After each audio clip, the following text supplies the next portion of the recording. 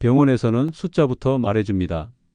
총 콜레스테롤이 얼마, 중성 지방이 얼마, 나쁜 콜레스테롤이 얼마. 그리고 다음 장면은 늘 비슷합니다. 생활 습관 조심하세요. 기름진 거 줄이세요. 운동하세요.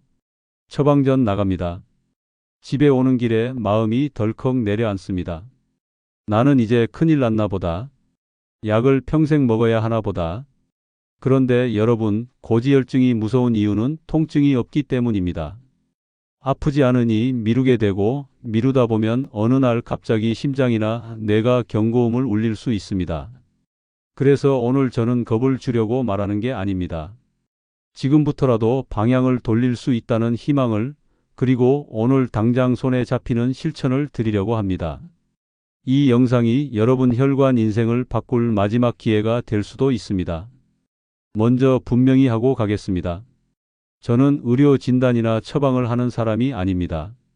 저는 수많은 연구를 읽고 분석해온 건강 연구자로서 생활을 통해 위험을 낮추는 방식이 어떻게 작동하는지, 왜 그게 과학적으로 말이 되는지, 그리고 시니어가 바로 실행할 수 있게 풀어서 설명하는 사람입니다. 의학계에서는 고지혈증을 단순히 콜레스테롤 수치 하나로만 보지 않습니다. 혈관이라는 길 위에 어떤 짐들이 얼마나 떠다니는지, 그 짐이 어떤 방식으로 벽에 달라붙는지, 그리고 그 길을 청소하고 정비하는 몸의 능력이 얼마나 되는지를 함께 봅니다. 그래서 저는 오늘 고지혈증을 아주 쉬운 비유로 설명하겠습니다. 혈관은 고속도로입니다. 피는 차입니다. 콜레스테롤과 중성지방은 화물입니다. 화물이 있다고 다 나쁜 게 아닙니다. 우리 몸은 콜레스테롤을 호르몬도 만들고 세포막도 만드는 데 씁니다. 문제는 화물이 너무 많아지고 더 중요한 건 그 화물을 제때 정리하는 시스템이 망가지면서 도로가 점점 거칠어지고 좁아지는 것입니다. 그때부터 정체가 시작됩니다. 그 정체가 오래가면 사고 확률이 올라갑니다. 자, 그러면 질문은 하나입니다. 왜 화물이 많아졌을까요? 여기서 많은 분들이 제일 먼저 고기를 의심합니다. 기름기 때문이라고 생각합니다. 물론 과도한 포화지방 섭취가 도움이 되지 않을 수 있다는 보고도 있습니다. 하지만 시니어가 실제로 수치를 올리는 가장 흔한 길은 다른 데 있는 경우가 많습니다. 저는 연구를 보면서 늘 같은 패턴을 봅니다. 첫째는 정제 탄수화물과 당류가 많아지는 식사입니다. 둘째는 근육이 줄어드는 생활입니다. 셋째는 잠이 무너지고 스트레스가 길어지는 상태입니다. 이 세 가지가 겹치면 몸은 지방을 태우는 능력을 잃고 남는 에너지를 혈액 속에 저장하려고 합니다. 그 저장 형태가 바로 중성지방이고, 그 과정의 배경에는 인슐린이라는 호르몬이 깊게 관여합니다. 의학계에서는 인슐린 저항성이 높아질수록 중성지방이 올라가고 좋은 콜레스테롤이 낮아질 수 있다는 관련성이 보고된 바 있습니다. 그러니 고지혈증 관리는 기름을 무조건 피하는 게임이 아니라 대사를 되살리는 게임에 더 가깝습니다. 여기서 중요한 희망이 나옵니다. 고지혈증은 생활의 누적이라면 생활을 바꾸면 다시 누적을 되돌리는 방향으로 갈 수 있습니다. 물론 개인차가 있고 질환이나 약물 복용 여부에 따라 접근이 달라질 수 있습니다. 그럼에도 연구에 따르면 식사 구성과 활동량을 조절했을 때 혈중 지질 수치가 몇 주에서 몇 달 사이에 개선되는 경향이 보고됩니다. 여러분, 3년이 아닙니다. 3개월이라는 말이 계속 등장합니다. 왜냐하면 혈액이라는 것은 매일 새로 만들어지고 지방 대사 역시 매일 조절되기 때문입니다. 몸은 고장난 기계가 아니라 방향을 바꾸면 따라오는 생명 시스템입니다. 이제부터는 병원에서 흔히 놓치는 핵심을 짚겠습니다. 많은 분들이 약을 시작하면 안심하면서 생활을 그대로 둡니다. 또 어떤 분들은 약이 무서워서 생활만으로 버티려고 하지만 방법을 잘못 잡습니다. 둘 다 위험할 수 있습니다. 약은 어떤 분에게는 큰 도움이 될 수 있습니다. 다만 생활이 바뀌지 않으면 수치가 다시 흔들릴 가능성이 있고 혈관의 기본 체력도 올라가지 않습니다. 반대로 생활로만 해보겠다고 결심했으면 막연히 덜 먹고 굶는 방식이 아니라 대사의 구조를 바꾸는 방식으로 가야 합니다. 굶으면 체중은 줄 수 있지만 근육도 같이 줄어들 수 있고 근육이 줄면 지방을 태우는 엔진이 더 약해져서 오히려 중성지방이나 혈당이 불리하게 갈 수 있다는 우려도 있습니다. 그러니 오늘은 안전하고 현실적인 원칙으로 정리하겠습니다. 저는 여러분께 단 3가지 핵심 습관, 그리고 보너스로 2가지 보강 습관을 드리겠습니다. 5가지지만 실제로는 3가지만 지켜도 큰 방향은 바뀔 수 있습니다. 첫째, 탄수화물의 구조를 바꾸십시오. 여기서 구조라는 말이 중요합니다. 밥을 무조건 끊으라는 말이 아닙니다. 시니어에게는 극단이 독이 될 수 있습니다. 대신 탄수화물의 질과 순서와 양을 조정해야 합니다. 흰 쌀밥 한 공기, 국수 한 그릇, 빵 한 조각, 달콤한 과자 한 줌. 이런 음식들은 들어오는 속도가 너무 빠릅니다. 혈당이 급격히 올라가면 인슐린이 많이 나옵니다. 인슐린은 혈당을 낮추는 데 필요한 호르몬이지만 동시에 남는 에너지를 저장하게 만드는 신호이기도 합니다. 남는 에너지는 간에서 중성지방으로 바뀌어 혈액으로 나갈 수 있습니다. 그래서 중성지방이 높은 분일수록 기름보다 먼저 탄수화물을 점검해야 한다는 말이 나옵니다. 연구에 따르면 정제 탄수화물을 줄이고 식이섬유가 많은 식단으로 바꾸면 중성지방이 내려가고 대사지표가 개선되는 경향이 보고된 바 있습니다. 그럼 오늘부터 어떻게 하느냐? 아주 구체적으로 드리겠습니다. 밥은 절반입니다. 그 대신 접시의 절반을 채소로 채우십시오. 나물, 쌈채소, 데친 채소, 김치도 좋지만 김치는 염분이 많을 수 있으니 양을 조절하고 가능하면 데친 채소를 늘리십시오. 그리고 단백질을 손바닥 크기만큼 올리십시오.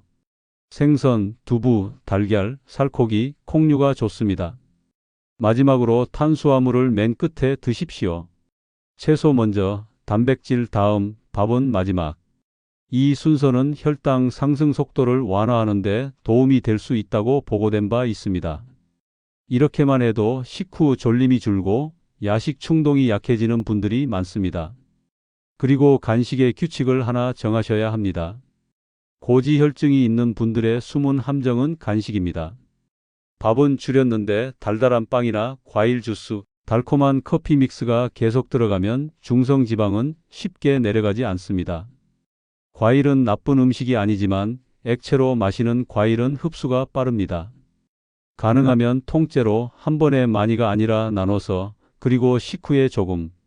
이런 방식이 더 안전합니다. 견과류는 한 줌 정도, 너무 많이는 칼로리가 높을 수 있으니 정해진 양만. 이게 첫 번째 원칙입니다. 탄수화물 구조 조절. 둘째, 근육을 되살리십시오. 여러분, 근육은 몸의 엔진입니다. 시니어에게 근육은 미용이 아니라 생존입니다.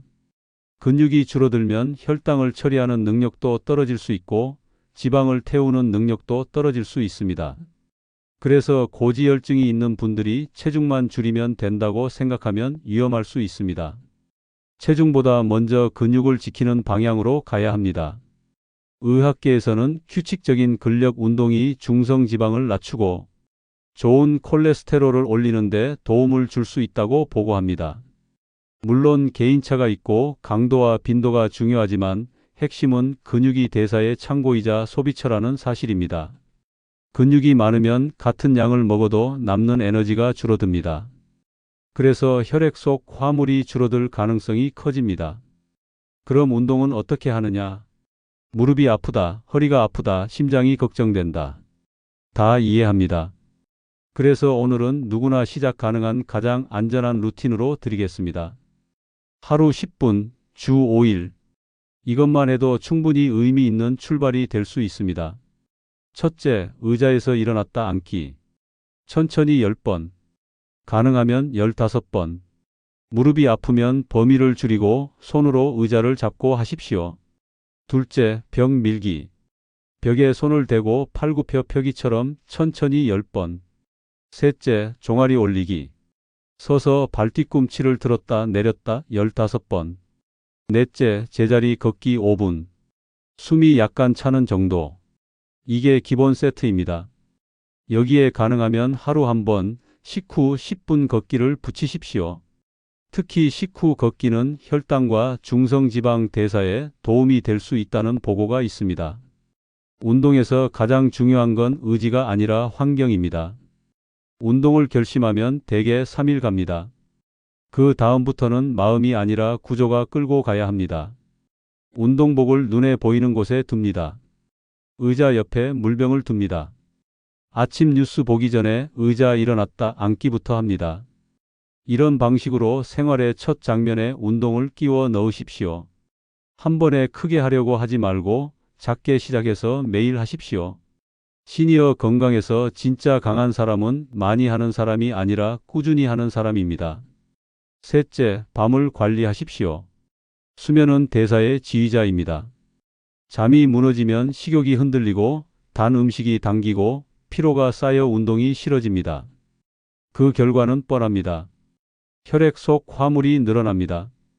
보고된 바에 따르면 수면 시간이 짧거나 수면의 질이 낮을 때 대사질환 위험이 증가하는 경향이 있습니다. 특히 야식은 중성지방을 올리는 아주 빠른 길이 될 수 있습니다. 밤에 먹는 음식은 대부분 탄수화물과 지방이 함께 섞인 경우가 많고 활동량이 줄어든 상태에서 들어오니 남기 쉽습니다. 그러니 고지혈증 관리에서 밤은 절반입니다. 낮에 반을 하고 밤에 반을 합니다. 오늘부터 딱 3가지 밤 규칙을 정하십시오. 첫째, 밤 11시 이전 취침을 목표로 합니다. 당장 어렵다면 12시에서 15분씩 당기십시오. 둘째, 잠들기 1시간 전에는 화면을 줄입니다. 스마트폰과 텔레비전의 강한 빛과 자극은 수면을 방해할 수 있습니다. 셋째, 저녁 식사는 가볍게, 특히 탄수화물은 낮보다 줄입니다. 저녁에는 밥을 3숟가락만, 대신 단백질과 채소를 충분히. 배가 고프면 따뜻한 물이나 무가당 요거트 1숟가락 정도처럼 부담이 적은 방식으로 조절하십시오. 물론 개인 상황에 따라 달라질 수 있으니 당뇨나 신장질환 등 기저질환이 있다면 의료진과 상의하는 것이 안전합니다. 그러나 원칙은 같습니다. 밤을 정리하면 몸은 낮에 훨씬 쉽게 움직입니다. 여기까지가 3가지 핵심입니다. 탄수화물 구조, 근육, 수면. 이 3가지는 서로 연결되어 있습니다. 밥을 줄이면 배고프고 짜증이 나서 실패한다는 분들이 많습니다. 그런데 근육 운동을 같이 하면 식욕이 안정되는 분들이 많습니다. 또 잠이 좋아지면 단 음식 충동이 줄어듭니다. 다시 밥 조절이 쉬워집니다. 그러니 한 가지만 하려 하지 마십시오. 3개를 작은 크기로 같이 돌리면 성공 확률이 올라갑니다. 이제 보너스 2가지를 드리겠습니다. 넷째, 지방은 줄이는 게 아니라 바꾸는 것입니다. 지방을 무조건적으로 만들면 오히려 식사가 더 불안정해질 수 있습니다. 중요한 것은 어떤 지방을 선택하느냐입니다. 의학계에서는 오메가3 지방산이 중성지방을 낮추는데 도움을 줄 수 있다는 보고가 있습니다. 그래서 등푸른 생선을 권하는 이유가 있습니다. 고등어, 꽁치, 정어리 같은 생선이 대표적입니다. 일주일에 2번, 한 번에 100g 정도. 튀김보다는 구이, 조림보다는 기름을 덜 쓰는 방식. 그리고 견과류는 하루 한 줌. 올리브유 같은 식물성 기름도 도움이 될 수 있지만 어떤 기름이든 많이 쓰면 칼로리가 올라갑니다. 적당량이 핵심입니다. 또한 일부 분들은 포화지방 섭취를 줄였을 때 나쁜 콜레스테롤이 개선되는 경향이 있을 수 있습니다. 개인차가 있으니 내 몸의 반응을 보면서 조절해야 합니다. 다섯째, 물과 섬유질로 혈관 청소를 돕는 것입니다. 물은 너무 단순해서 자주 무시되지만 혈액이 흐르는 환경을 만드는 데 중요합니다. 하루 2000ml에서 2500ml 정도를 목표로 하되 신부전이나 신장질환처럼 수분 제한이 필요한 분은 의료진 지침을 따라야 합니다. 그리고 섬유질은 혈관 청소차 같은 역할을 할 수 있습니다. 채소, 해조류, 콩류, 통곡물. 특히 콩류는 단백질과 섬유질을 함께 줍니다. 된장국에 두부를 넉넉히, 나물에 콩을 섞어도 좋습니다. 여기서 많은 분들이 묻습니다. 그러면 고기 먹어도 됩니까? 커피는 괜찮습니까? 달걀은 어떻습니까? 저는 이렇게 답합니다. 무엇을 먹느냐보다 얼마나 자주, 어떤 조합으로, 어떤 시간에 먹느냐가 더 중요할 때가 많습니다. 살코기는 단백질 공급원으로 도움이 될 수 있습니다. 다만 가공육과 과도한 기름진 부위는 줄이고 채소와 함께 먹고 늦은 밤에 몰아서 먹지 않는 것이 중요합니다. 커피는 설탕과 프림이 문제인 경우가 많습니다. 달걀은 개인의 지질 반응이 다를 수 있습니다. 어떤 분은 달걀을 먹어도 수치가 크게 변하지 않고 어떤 분은 영향을 받을 수 있다는 보고들이 있습니다. 그러니 내 수치의 변화를 추적하면서 조절하는 게 가장 현실적입니다. 중요한 것은 극단이 아니라 일관성입니다. 이제 여러분이 바로 실행할 수 있도록 하루 루틴을 하나 만들어 드리겠습니다. 아침에 일어나면 물 한 컵, 아침 식사는 밥 반 공기 또는 고구마 작은 것 하나, 단백질은 달걀 하나나 두부, 그리고 채소 반찬 2가지.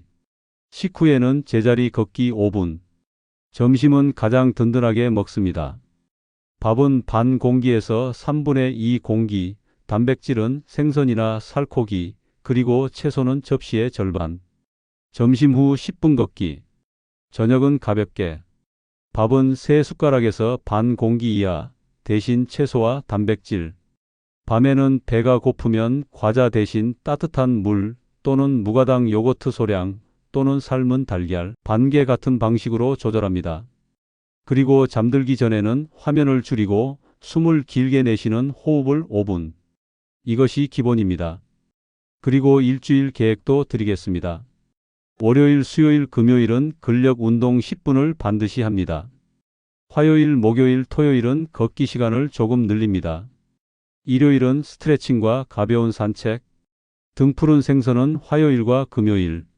콩류는 월요일과 목요일. 견과류는 매일 한 줌. 이렇게만 해도 식단이 안정됩니다. 중요한 것은 완벽한 식단이 아니라 반복 가능한 식단입니다. 시니어 건강에서 승부는 10번의 결심이 아니라 한 번의 구조입니다.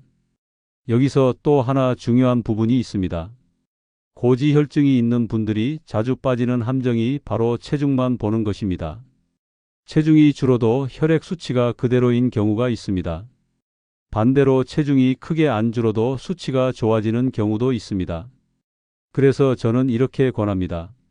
몸무게만 보지 말고 허리둘레와 식후 컨디션을 보십시오. 식후에 졸림이 줄어드는지, 숨이 덜 차는지, 밤에 덜 깨는지, 아침에 덜 붓는지. 이런 변화가 먼저 오고 수치는 그 다음에 따라오는 경우가 많습니다. 몸은 숫자보다 먼저 느낌으로 변화를 알려줍니다. 그럼 언제 수치가 달라질까요?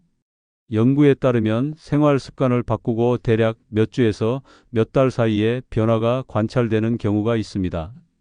그러나 사람마다 다르고 유전적 요인이나 기저질환, 약물 복용 여부, 갑상선 기능, 간 기능 등 여러 요인이 영향을 줄 수 있습니다. 그래서 저는 무조건 이렇게 하시면 됩니다 라고 말하지 않습니다. 대신 이렇게 말합니다. 여러분이 통제할 수 있는 영역부터 바꾸십시오. 통제 가능한 것이 결국 가장 강력합니다. 밥의 양, 채소의 양, 걷기, 근력 운동, 수면 시간. 이 5가지는 여러분 손에 있습니다. 마지막으로 정리하면서 여러분께 한 문장을 드리고 싶습니다. 고지혈증은 나이의 문제가 아닙니다. 습관의 누적입니다. 누적은 바뀔 수 있습니다. 오늘의 한 끼가 내일의 혈관을 만들고 오늘의 10분이 한 달 뒤에 수치를 만들 수 있습니다. 여러분, 연구 결과는 분명합니다. 하지만 그 결과를 현실로 만드는 것은 여러분의 실천입니다. 지금 이 순간 딱 하나만 선택하십시오. 오늘 저녁밥을 절반으로 줄이겠습니다. 또는 오늘부터 식후 10분 걷겠습니다. 또는 오늘 밤 11시 전에 누워보겠습니다. 무엇이든 하나만 선택하면 시작입니다. 그리고 내일 2번째를 붙이면 됩니다.